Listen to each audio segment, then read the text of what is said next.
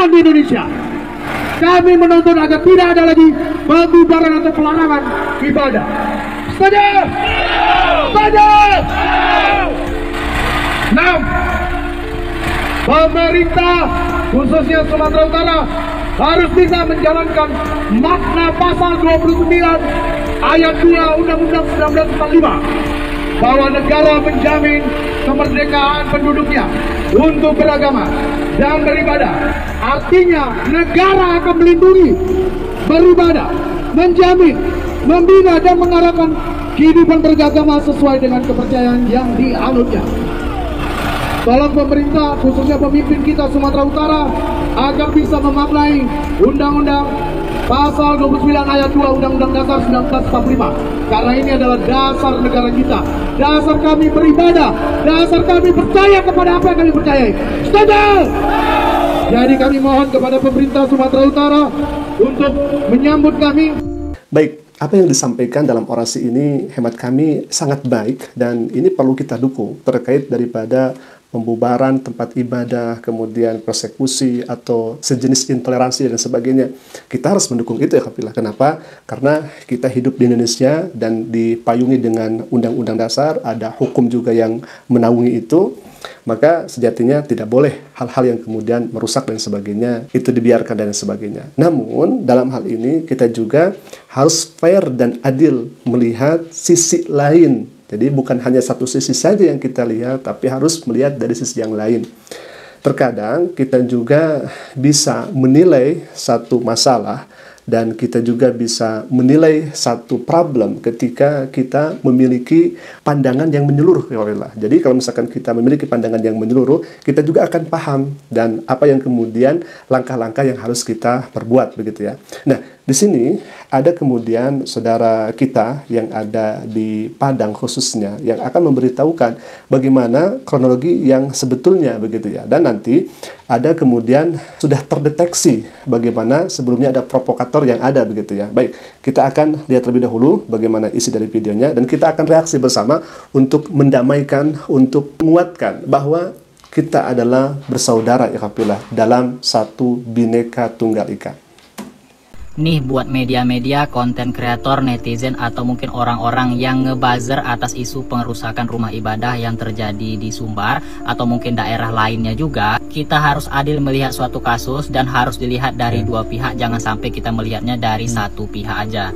Apalagi kreator-kreator yang membahas ini rata-rata itu kebanyakan bukan tinggal di Sumbar ya, bahkan di luar kota, bahkan di luar pulau. Karena banyak yang udah melihat dari satu sisi pengerusakannya aja, kita harus adil juga melihat apa sih sebabnya. Seperti yang dikatakan Pak Fasko, Wagub Sumbar, ada asap pasti ada api. Nah, aku setuju banget tuh dengan statement beliau ya. Nih teman-teman bisa cek sendiri, Wagub Sumbar langsung loh yang ngomong, bukan orang lain ya, bukan orang-orang yang berada di pulau lain, di kota lain bahkan ya, tapi ini orang Sumbar asli ini. Nah teman-teman bisa cek sendiri aja ya. Jadi harus adil menilainya, jadi harus ada dua sisi. Nah ini ada komen dari abang ini ya, ini kayaknya abangnya beragama Kristen nih ya.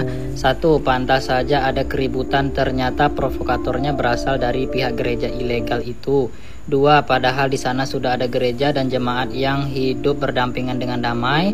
Gereja ilegal ini membawa jemaat dari luar wilayah. Yang paling fatal adalah adanya oknum dari gereja tersebut yang menyerukan perang antara Islam dan Kristen. Yang kelima, nah itulah pokoknya ya. Nah ini ada juga yang komen, gereja sudah sangat banyak di kota Padang. Nah langsung kita cek ya, negara penduduk Kristen terbanyak di dunia yaitu ada di Amerika Serikat. Tapi meskipun Amerika Serikat sering disebut memiliki gereja terbanyak di dunia, tapi Indonesia menjadi mayoritas muslim dengan jumlah gereja terbanyak yang mencapai 76.000 ya. Bahkan nomor 2-nya itu Nigeria. Nah teman-teman bisa bayangin ya, kurang banyak apalagi tuh di Indonesia ya. Yang harus dipertanyakan itu buat agenda apa, buat banyak-banyak ya. Ini ada juga yang komen, asapnya ada tuh kata teman saya, akun TikToknya yaitu bernama Mina Kristen. Nah ini langsung kita cek ya, kayaknya ini nih yang termasuk provokatornya nih ya. Kita langsung cek nih. Nah ini teman-teman bisa baca sendiri ya akun-akunnya ya. Nah nih, atau teman-teman bisa cek sendiri ya. Nih ini konten-kontennya aja seperti ini ya. Wajar warga sekitar itu marah ya, karena kan terpancing dari video-video begini nih. Sudah menunggu para orang-orang hebat tapi nggak ada yang bernyali. Semoga media-media konten kreator juga meng-up dari sisi warga biar adil. Yuk kita tonton videonya guys. Jadi selama kita di Perangkara itu ikut berdampingan dua agama-agama lain. Nggak pernah bersentuhan, nggak pernah itu pacak-pacak ya. Jadi sesuai keterangan ketua tadi, itu selama mungkin dibohongi, difitnah, namanya gereja itu. Dari itu kita dari awal kita lagi bohongi, nyawa mengaku itu sampai berdoa, rumah singgah dan rumah berdoa, kemudian jatuhkan kegiatan kerohanian. Hari doya dan berdoa. Itu juga mungkin dipastikan ada itu baru sampai jam berapa malam? Mulainya kadang-kadang kalau menurut anak-anak kecil itu mulai dari jam 4 malam. Jam berapa? Sampai jam 1-an. Jam 1 malam. Belum ada salah masyarakat. Provokator. Ya Solo itu penyebabnya provokator itu. Provokatornya. Nah dari video tadi udah jelaskan sebab akibatnya. Itulah pentingnya melihat isu dari dua sisi biar adil guys. Gimana menurut teman-teman? Coba teman-teman komen ya. Tolong viralkan video ini supaya sampai ke media-media, konten kreator dan pejabat-pejabat. Inilah sebab terjadinya pengerusakan di Kota Padang ya. Di waktu kejadian tuh, datang bertanya Yes. Lain apa ditanya keberadaan Inilah gereja dia tadi. persoalan terjadinya insiden yang terjadi pada tanggal 27 bulan 7 2025. Itu pemuda kami yang dipimpin oleh ketua pemuda, yaitu ada Bapak RT, Bapak RW, mendatangi tempat di mana rumah singgah atau alias rumah doa yang dibilang sama pendeta tersebut. Didatangilah oleh para pemangku kepentingan untuk berbicara baik-baik perihal ditemukannya sama pemuda struk PLN pemasangan istri yang bernama rumah doa, garis miring gereja, garis miring tempat ibadah. Di situ yang ditanyakan sama pemuda. Dan untuk menanyakan ya Bang? Iya, untuk menanyakan, bukan untuk mencari ribut. Ini bagaimana statusnya Pak Pendeta? Info mereka lagi berunding Pak RT dengan Pak RW. Jadi berteriaklah provokator. Ajak perang Islam atau sangat riset. Jadi mendengar ucapan tersebutlah terpancing emosi pemudi kita di Padang Senen. Karena tidak membawa agama. Padahal mereka datang cuma menanya status kejelasan. Sedangkan yang diinfokan oleh pendeta tersebut melainkan itu rumah tempat tinggal. Setelah rumah tempat tinggalnya selesai, diinfokan lagi, Pak, kami mau jadikan itu rumah singgah untuk saudara-saudara kami yang berada di luar kota. Kita jadikan ini rumah singgah. Kami izin ke Pak RT, diizinkan oleh Pak RT hanya rumah singgah. Sedangkan yang pemilik tersebut dia tidak berada tinggal di tengah lantai di Pulau Sekarang. Begitu tolerannya kita terhadap mereka yang berada tidak sejalan dengan kita. Tapi kenyataannya yang kita dapat sekarang walau bisa fitnah bertebaran di mana-mana. Sama masyarakat Minang maupun masyarakat Padang Sarai, yang namanya kalau hukum tegakkan ya tegakkan. Cuman di atas hukum itu ada norma keadilan. Di atas hukum itu ada namanya sebab akibat.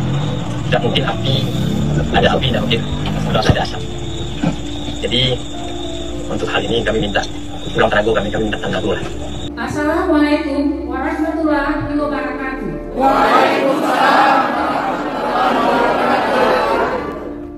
Pernyataan sikap kami, Dewan Pimpinan Pusat Lembaga Advokasi Kebudayaan dan Adat Minangkabau DPP Lakam terhadap insiden Padang Sarai. 1. Kami di Minangkabau telah hidup berdampingan secara damai, sangat menghormati kerukunan umat beragama, saling bertoleransi dan bekerjasama, dan sangat tabu bagi kami di ranah Minang mendengar kata-kata intoleransi yang sengaja dihembuskan oleh berbagai oknum yang iri dengan kerukunan kami di ranah Minang.